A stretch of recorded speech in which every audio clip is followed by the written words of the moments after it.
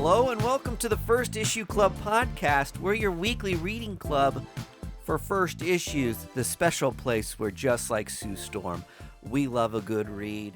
We're riffing here. I'm coming hot off the cuff. Wow, good folio. Oh God, the humanity! Somebody help me! I closed the door. Oh, wow. Bravo. Thank you. We're back. We're going to do the same thing we always do. If this is your first time listening to the show, hey, the intro said a little bit. Let me fill in the gaps. Let me finish off this Mad Lib. It isn't. Sometimes when you're reading comic books, isn't that the place where the story really happens? It's kind of in between the panels, in between the words. The words like that jazz. It's just like, Oh, no we're more back to jazz. No more jazz. Okay, Hot jazz in my face. We'll take a break on the jazz metaphors.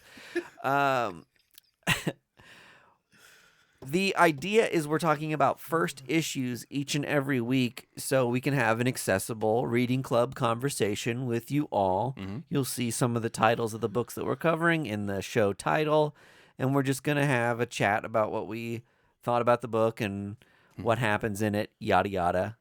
You don't have to have read the books to follow along. Sometimes it's a good place to get recommendations, and that's awesome. We're also going to talk some industry news related to comic books and the medium and nerd stuff, sometimes movies too. We've also got a Patreon. If you listen to this and you can't get enough, there's a bonus episode waiting for you for the low price of $3.99 a month, an episode a week.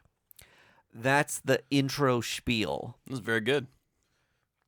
I'm taking a breath now. I'm going to have a sip of my Fernet. You and that Fernet. I do like it. Digestive.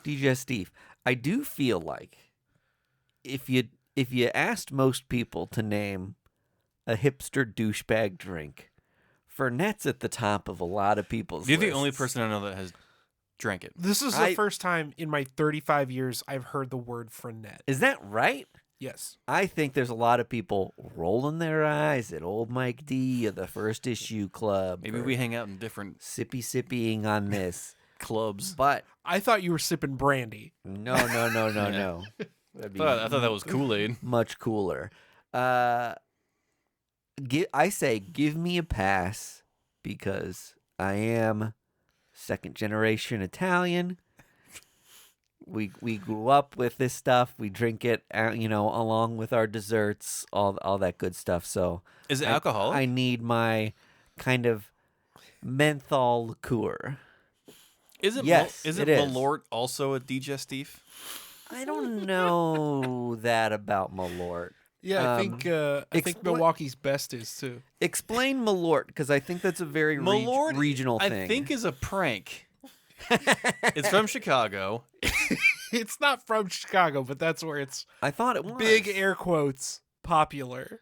I thought it was made I'll in tell you Chicago. what, it's not popular anywhere else. Yeah. That's the only place I've ever had I think it has to be like exported from Chicago because nowhere else will sell it. No. Can I buy Malort here in Kansas City? Yeah, for sure. Nope.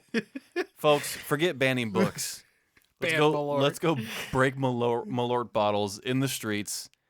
It's a terrible liqueur that does not taste good and is meant to make your friends Hate you. writhe in pain when they drink it. Like you make a terrible face when you drink it. And it's apparently a Swedish drink. Yeah, okay, yeah. Flavored with anise or wormwood. It's anise, which anise has like a licorice flavor. Yeah, the black licorice is anise. Yeah. That explains a lot. Which I honestly like. Have you never had it then? I don't know. I don't think I've ever tried it. In no. C2E2, we went to a bar and the guy was like, "Do you want a Chicago handshake?" And I was like, "Careful, my wife's here." And he goes, "No, it's an old style and a shot of Malort." Old style Malort. And Why did he ask you? Because you already ordered an old and style? one of the two, I did, because I'm cheap and I'm got a good palate. So it is made in Chicago, but Yeah. but it's yeah, Swedish Carl Jepsen, a Carly Rae Swedish Jepsen company. Carly Rae Jepsen. I'm not going to read this because I will not be able to get through it with With me. Greg chiming in with jokes every With old 5 Yucca Duck seconds. over here. Okay, if you want to learn more about Malort, search Go it. somewhere else. Yeah, Google it yourself. All right, let's talk about comic book news, if we even have any. Only thing I know is Deadpool 3 stopped or finished filming. Finished film. Oh, Stopped is a filming. whole different thing They're than done. finished. Yeah. They said no way. And I mean, Fall of X is still happening. We're waiting for the beginning of the new X era. We're still riding high off the Jason Aaron TMNT stuff. Not a whole lot is really cooking yet. No earth-shaking news. Yeah. Wow. How about that?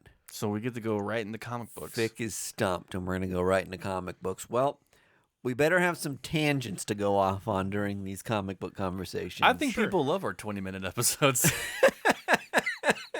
Short and sweet. We could talk about Malort some more. Nah, we'll have to do a Malort taste test on the Patreon. Soon. Hell yeah. Sure. Fair enough. All right.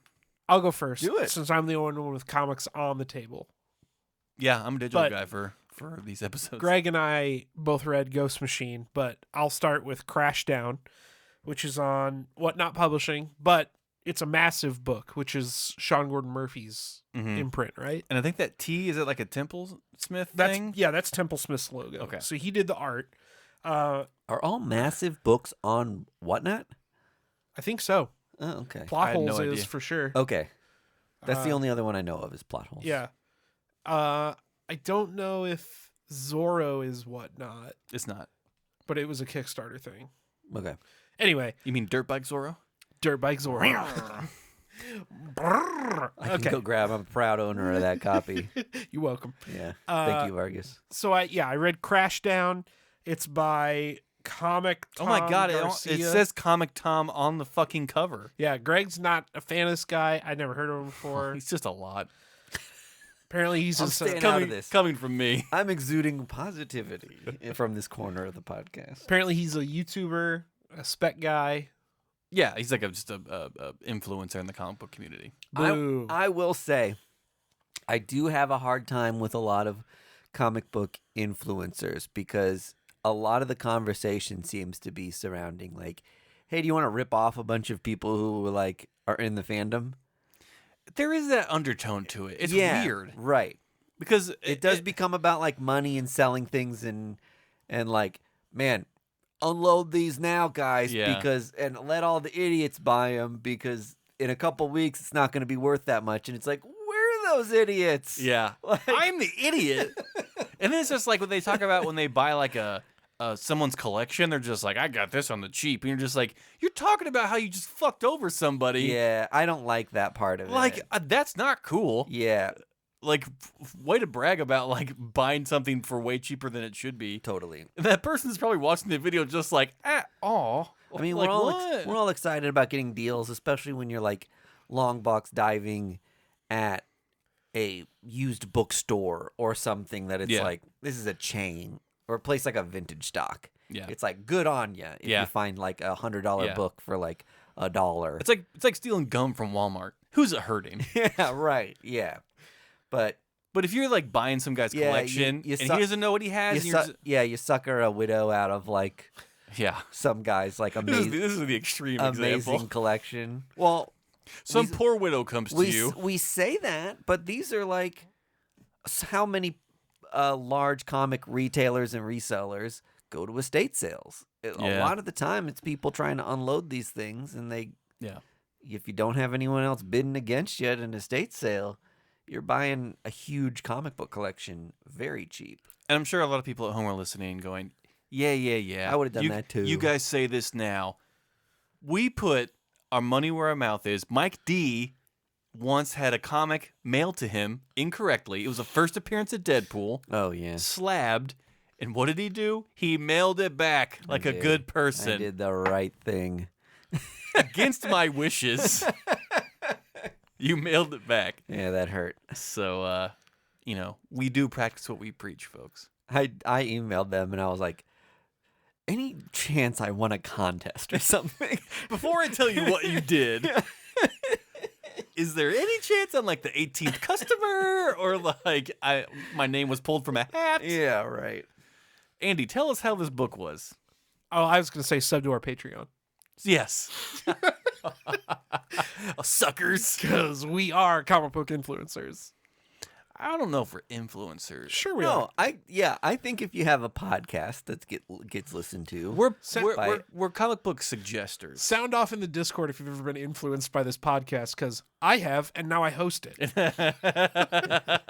See, everyone listening, if you are influenced enough, one day you too can host First you'll Issue be Club. sitting in my seat. It's generational. Yeah, really. We're the next to go. Fuck. We'll rock paper scissors for it after the show. Hopefully it's not you, because then we have to find a new place to record. Yeah, I'm right. gonna fucking Field of Dreams into like a cornfield and just disappear. All right, so I read Crashdown. I don't know who Comic Tom is, but what? It unnerves me that he has to use his moniker on the book. Well, He wouldn't can't you just go by Tom so and so. Wouldn't you be first issue Greg? No, because I wouldn't want to be known by something that I got. Like I should be able to stand on my own name, Tom something, whatever. Garcia. Tom Garcia. If I had to put air quotes Comic Tom before it to sell a comic, Yeah. Hey, weird. Weird Al does it. Hey, Taboo does it. No, When was the Whoa, last time you saw hold on. Al Yankovic on Weird something? Al is his character.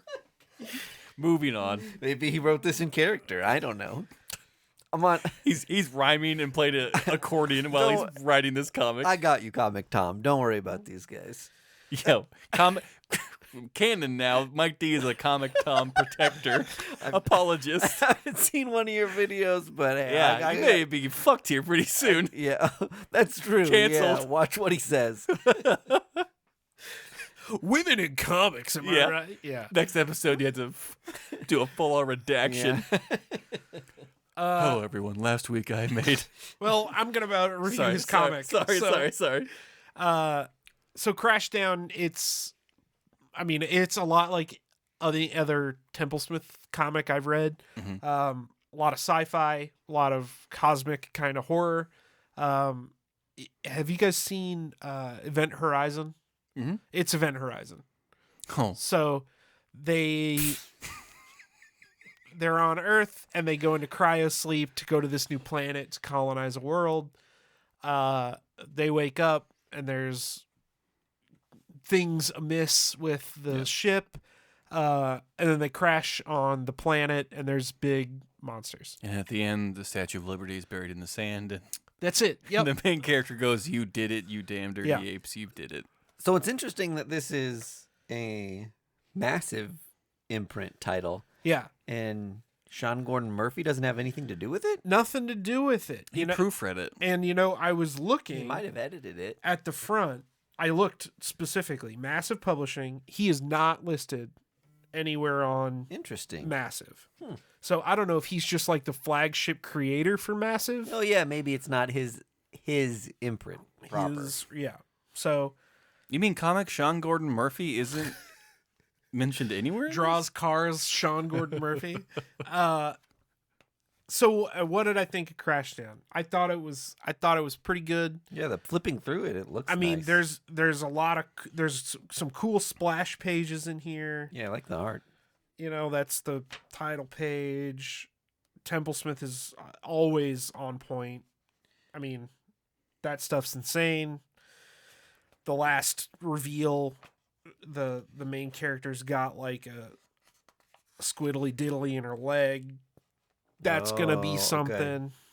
But let me at least say this about it. If you're gonna say, okay, this is Event Horizon, it's Event Horizon at sea.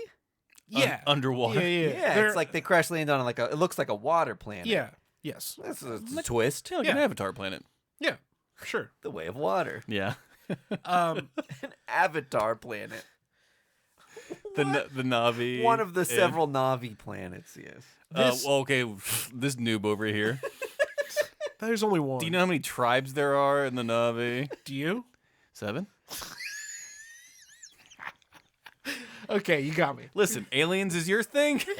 Avatar's mine. Avatar is yours.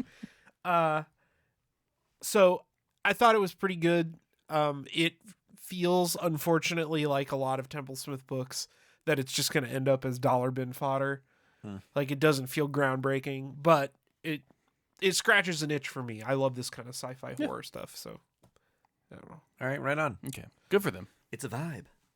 Yeah, it's a Check vibe. it out. It's a vibe. Now we get to talk about Ghost Machine. And I know Greg now we get to talk about Ghost Machine. Greg has big thoughts on Ghost Machine. For what it is, it should have been double the page count. What do you mean for what it is? These stories were not. This is like a taster of what Ghost Machine's going to be. This is Ghost Machine's Devil's Cut. Okay. This book should have been 32 more pages to make the stories a little longer and for me to give a shit about it. Yeah. Yeah, I'll explain what I think it is a connected universe. Yep. That's based around the initial character that Geoff Johns created. Yep. Gieger. Called Gieger. The Geiger verse is what they're calling it. And this is introducing. So this book has several new characters. It has 3 new characters because it's introducing 3 or 4 comic books that are going to spin out of this, right? Right. So we've there's characters in here that we already know. Redcoat, Gieger, the robot army guy, Junkyard Joe, and a few others. And they introduced some new characters at the end that are like robot animal people, like Power Ranger kind of things. Yeah. So the unnamed is Yeah, it's killing me, Vargas. I know. Look at what you just did. It's fine. oh, the crease. Oh yeah, he just opened up a comic. At least he book didn't like crack it on the back and too. Just slid like his hand down the middle to like flatten it. It's not even on the. Oh no! centerfold. My first appearance of the red coat. Well, I don't know. second. First of all, this is not the first appearance of the Redcoat. Oh yeah, my first appearance of the first ghost. the pig guy. Do you have your Swine. phone? Yeah, What could you see? Is the first issue of Geiger worth anything? it kind Yeah, of is. it It kind pops of off is. a little bit. Yeah. Okay, so while Greg's looking that up, so their whole deal for Ghost Machine is this unnamed connected universe. Can I just say, Go ahead, pop off, King. why call it Ghost Machine? Oh, it's $5. That's their company. Their company's called Ghost Machine. That's the collective. Yeah, that that's the this is all distillery. under. Then Okay. And Because Ghost, I'm just saying you could put in the. True. No, but so There's like too many other things circling Ghost Machine. You so know Ghost what I mean? Ghost Machine is like the name of the company, and what they're doing is really cool. It's like artist owned, and like money given out directly to the artists and creators who work on the book. Okay. That's crackerjack. I mean, that's dynamite. So I do really respect what they're doing with the Ghost Machine collective and idea, and the camaraderie behind their pitch and all that. yeah, so they have this whole connected universe with all these different characters and blah Yep. blah blah. It's all going to be fleshed out. That's their flagship stuff. I think, like Greg was saying. But beyond that, they also have the cover character, I suppose, is this Rook. Rook Exodus. I actually like this story. I thought it was. I Okay. know Greg didn't think it was. It's not that I don't like it, but it feels like something that Image has already done with Wildcats, Wetworks, Spawn, Savage Dragon. Like they're doing this again. Sure. They're doing like a big collected superhero new extreme universe. Yeah. Okay. The Radiant Black one got away from me fast. They did go hog That's wild another with thing that Image was just like, now it's a whole universe and you got spin-off series and you're just like, oh my god, it got like really, really big. And I'll say that one was like, at least they were all like different colors of radiance for a while. Yeah. Now they're like fully different characters. And but- there was and that's when I was like, I can't follow this anymore. It's there too was big fan support for Radiant Black. Like I saw a ton of people just like, oh man, like Radiant Black is like all like that's it. I just love Radiant Black. Yeah. I haven't seen it yet for this Geigerverse stuff, but I mean, Well, it hasn't really launched yet. mhm. Like they're restarting Gieger with a new #1. They're launching Redcoat is going to be one of their things, and then what was the other one that's launching in April? The Northerner. Northerner or something, or Junkyard Joe, whatever. In April, Okay. that stuff's launching. Yep. So then we've got Seems like a lot. There's a lot of buy-in for this. yeah, but then we got Rook Exodus. That's outside the connected universe. What? But still in. No, it's not on the timeline. Okay. Why? Not on the timeline. Okay. It's on a different planet, and the animals have all been genetically engineered, and these guys wear these cool animal masks, and they control the animals that their mask is of. Okay. So Rook controls crows, and his buddy Swine. Rocksteady controls pigs. I do like crows. You follow that guy on Instagram who's like, the crows are here. You know what I'm No. talking about? No. Oh, okay, there's this My guy. grandpa? There's this guy who feeds crows. I follow the guy that feeds squirrels, but not the guy that feeds crows. Yeah. Well, Uh, I'll send you some details. Come on, Thanks. those masks are bomb ass. Yeah, those are really designs. cool. They're cool. I'm okay. Where do you go with there? Where do you like? Do they have them fight each other? Yeah, you have some of the mask guys are evil, and some of the mask guys are good, and you have them fight each other. Yeah. I want to see the crow guy talk to the elk guy. Totally. This is a thing that I'm into now. These characters. Look at how hot Direwolf is. Fucking cool. All right. These are awesome. This was the thing that got me excited. Out of all that, I agree with that. Yeah. This new concept in There's like the spider mask that looks dope. the Spider-Man. Yep, he's there. This guy's a turtle. Bummer. Pulled the short straw on that one. The title character controls birds. Yeah. Attack them. Yeah. Yeah. But okay. And that I guess The that's title Rook Exodus confusing. makes it sound like it's a thing that exists somewhere else as a different thing already. Like first there was Rook. Yeah. Like do I need to read Rook before I read Rook Exodus? yes, yeah, Well, it's not okay, a great title. But the plot though is Rook is the character that controls crows. Uh-huh. Rooks are a type of corvid, which is the genus that crows and ravens are in. Christ, here he goes. Yikes. We get it. You're a bird guy.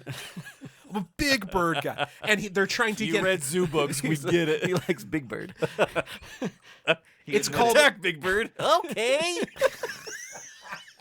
Come here, fuckhead. It's called Rook Exodus because they're trying to get off of the planet. Oh. Did you not get that from the story? They're trying to collect parts of a rocket ship to get off the planet. You know, I'm going to be straight with everyone here and who's ever listening. I pieced out about halfway through this story when I saw what they were doing. Dude, you should have kept going with it. Okay. And then there's like they have like family stuff, a new like imprint. Yeah, that so they're now they have like a imprint. family line of books. Yeah. Weird. That's in the back, and then what was the this Hyde Street thing is like their horror line, and I thought Yeah, that that looked looks interesting. really sick. This Hornsby and Halo from the family thing, I think might have some promise because it's like two kids and one's a demon and one's an angel, and they like get into hijinks. Yeah. Coming next to Disney Channel. Yeah. But Hyde Street I think has some legs. So I don't know. I will probably. I didn't really get into Gieger the first time around, Same. so I will probably pick up Redcoat because I like the idea of this immortal British soldier meeting. Isn't he like a bad guy though? Well, he's like a rogue, like a lovable scamp who's like just out for himself. He's the main character from He's been alive Serenity. previous to. 1776. He became immortal in 1776. Oh, okay, got it. And he tells a story in the book about meeting like Einstein as a 14-year-old and meeting Calamity Jane and all like historical figures. Okay. So I think that sounds, I don't know, like it could be potentially fun. And Rook is the thing that is really exciting for me. First Ghost, I think, is about literally a ghost president. And I'm not. Okay. Hold on. Full stop. That sounds great. Or the first ghost ever in the world. No. He's just like wandering around by himself. They have like a breakdown of like the lady from First Ghost. And I think it's either The president? this is the president, Mhm. President Sarah Nash. Her first appearance will be in First Ghost #1. She does not appear in this book. She's right there. She's right here. But Promotions are not cameos or first appearances. So the people that got their previews slabbed for Yeah, Miles Morales. You're a fucking joker. I think it's either her or her husband that are going to be the first Ghost. I love that idea. Of course you do. That is the right amount of juice that I'm looking for to get me peaked in a comic book. I think the right way to look at this is that there's a handful of different comics coming out. Mm-hmm. Enjoy them as you will. Yeah. But marketed this way, it seems like, hey, obviously we started this conversation comparing it to like Radiant Black Supermassive stuff. Mm-hmm. I don't think it doesn't seem like it's that, right? Well, their flagship thing is the Unnamed. So that's Gieger. Which is the Geiger verse. Geiger, Red Coat, Junkyard Joe. Junkyard Joe. The Northerner. All So that those bullshit. things they're all in the exist same in the universe. same universe. Yes. And will talk to each other and be even that first Ghost, American Widow X, the Monster. I don't know what all that stuff is, Yeah. but it's all on a timeline. They all exist together. Geiger is gonna kiss Red Coat at some point. We can only hope. So that's their flagship Yeah, thing. That's okay. gonna be what they're pushing. Got it. Outside of that, they have the Rook. So maybe the Rook gets on his ship and he goes through a black hole. The Rook seems like And a now Void he's on Rivals thing to me. Of just Yeah. like, they're going to be like, oh, we achieved the Exodus. And when they arrive on Geiger Planet, they're just like, no! What? Now we have to kiss Geiger. Who's this ghost president? My birds came with me. Yeah. Oh. Okay. So that's Ghost Machine. Then it is Ghost Machine. Ba-dum-bum. Now that we've talked about it, Greg, Uh-huh. are you revising your thoughts at all? I went on so many ups and downs during that conversation as to like whether I was excited about any of it or wasn't. I am just come out the other side as confused, and I think I am gonna buy the Rook comics though, because the idea sounds cool. The problem is I wasn't excited when I read Geiger the first time. Yeah. That wasn't really for me. So when I found out they were expanding that universe, I was like, okay. And like I remember being like, seeing the first time I saw Junkyard Joe, I was like, oh, that's a cool idea. And then I found out it was like a set in the Geigerverse thing. I was like, oh, then I don't want this at all. Yeah. Like it almost tainted other books that were around it. I was like, I don't want any of that. So, all right. Well, that's Ghost Geiger Machine. Geiger fans, you're eaten. So congratulations. True. Although I hope they do another glow in the dark cover, because that glow in the dark cover for Geiger 1 was sick as hell. Yeah, keep those up. Those are cool. I also read Al Ewing's Resurrection of Magneto, and I probably shouldn't have, because it was a lot of exposition, like a lot of stuff. And I've been off X-Men books for a hot minute, and all of it was a little confusing. Can I say real quick, Yeah. just to interject, Yeah. how did we have Jonathan Hickman writing X-Men and not get a book called Exposition? That's funny. He wasn't on there long enough. That's a good bit, though, right? Yeah, it is pretty good. Yeah, A potential tweet lost to time. just forever. It's called an X now? You just missed your window. That's another thing.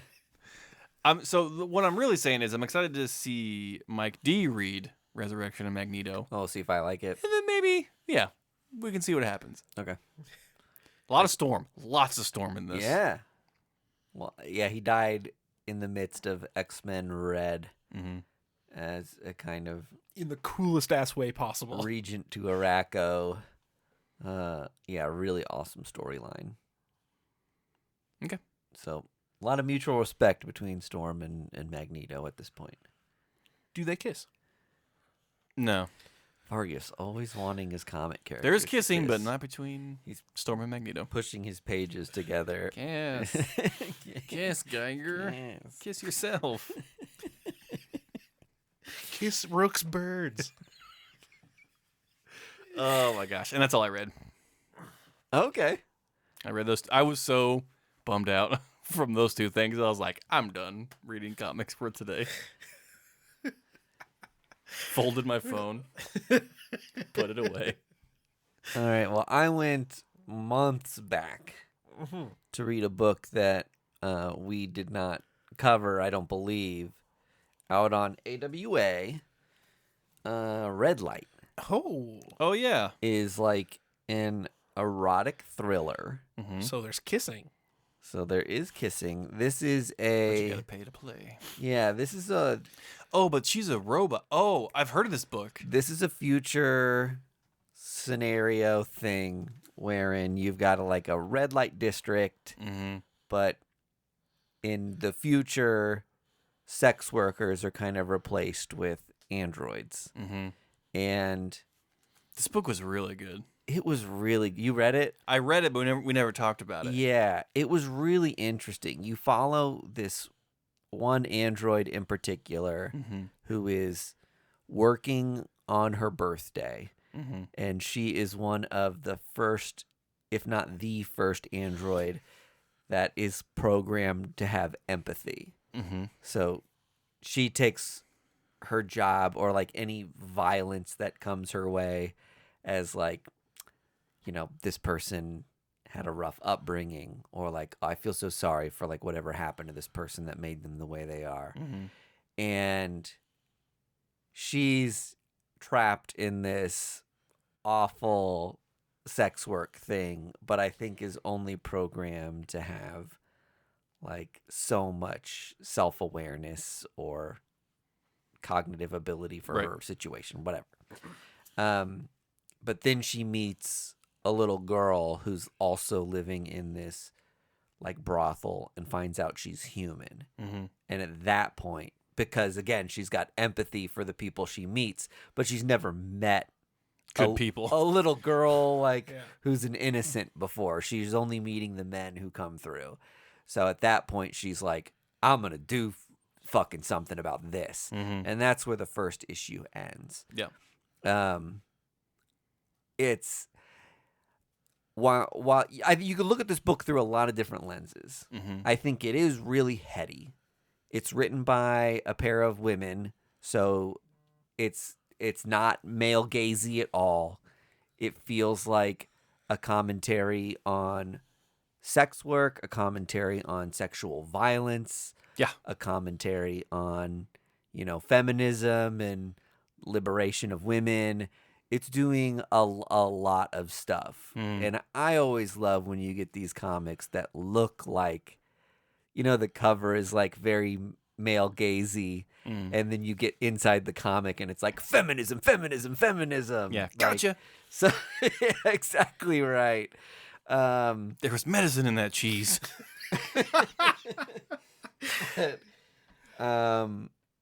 Yeah, I think it's a very accessible sci-fi read, and it makes you like this is the art of first issues at its finest, where they make you really feel for and know this character Mm-hmm. really quickly without a ton of exposition, just through like a lot of her interactions and a little bit of internal dialogue. And by the end of it, you are just like, fuck yeah, like let's go on this ride that this comic's about to take me on. I'm like very excited about it. Yeah. So like this book and like Lovesick and a couple other books that came out in 2023 Mhm. have really opened this conversation about what is consent. Yeah. And this book takes it to another level because it's an android. But And- but we're commenting on like thinking of women as things. Yeah, exactly. And it also gets to the point where like this person has empathy. Mm-hmm. So they have real feelings. They have this android can feel pain. Yes. And it's like, why program this thing to feel pain? Exactly. Because you like it.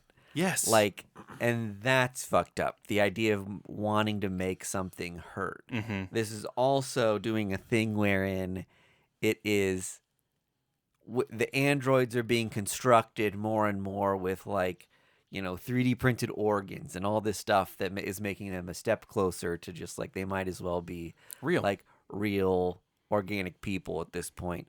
But everyone feels better about treating them like they're things because they've been othered in this certain way, right? Yeah. And, how long have women all over the world been put in a category of other to a lot of industries and in a lot of, Societies. So yes, society. So this I really do think this is a wonderful comic, and it does a lot in the little room that it has in between these, like 32 pages. So it's a big recommend from me. But again, erotic thriller.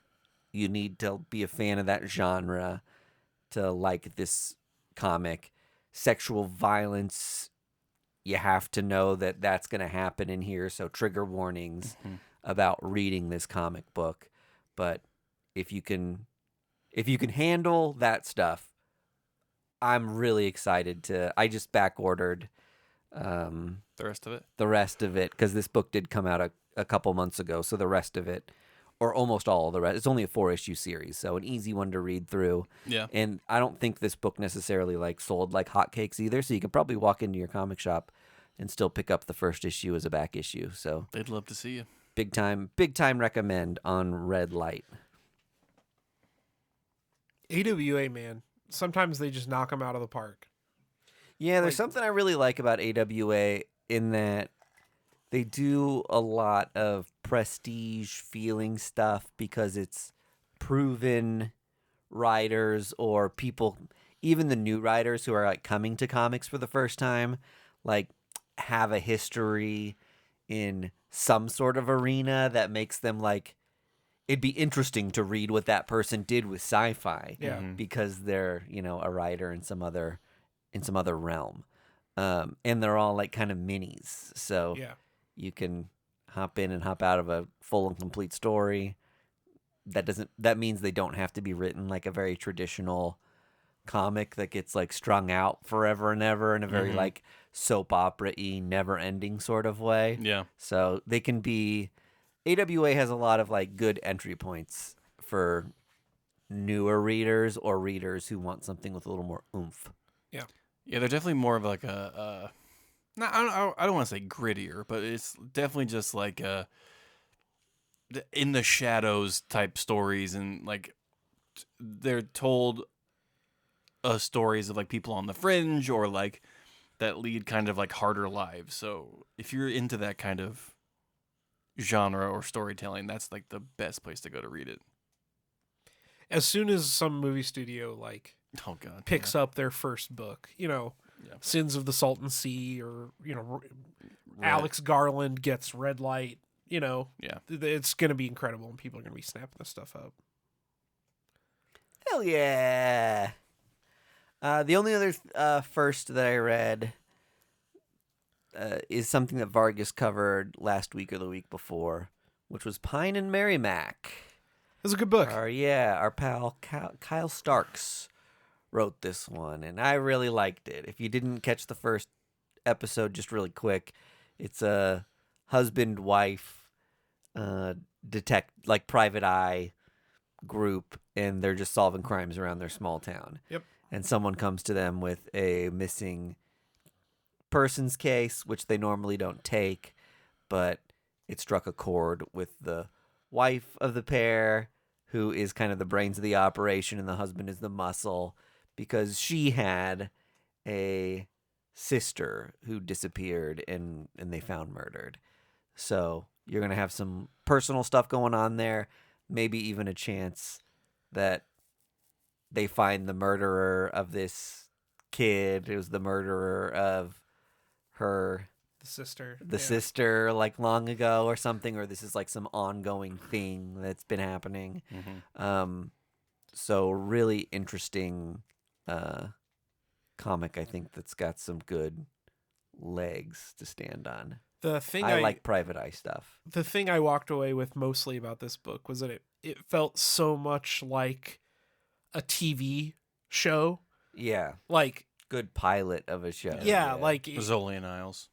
yeah, I mean, something, whatever. Remington Steele. Yeah. Bip and Bop. Yeah. To its credit, right? Not Yeah. like slamming it in any way. Like, it felt, these are characters that you could easily see people investing in, like, in a TV show. Totally. A lot of fun. That's it for me. We did it. We did it again. Every time. Yay! Like Mike D said, if you want more of First Issue Club, go to patreon.com/firstissueclub. We're on all social medias. Look out for future content. We're going to Planet Comic Con and C2E2 in a couple months. We'll have a bunch of extra stuff on our main feeds and on the Patreon feed. You don't want to miss out on those. Vargas has been putting our episodes up on the YouTube. Yep. For all you listeners that like to watch, you can watch us do the show right now that you're listening to. So head on over there. And until next week, bye-bye. First Issue Club is edited and produced by Mike DeStacy, Greg Lichtag, and Andy Vargas. Follow us on social media at First Issue Club, and check out our Patreon for videos, audio, and more at patreon.com/firstissueclub.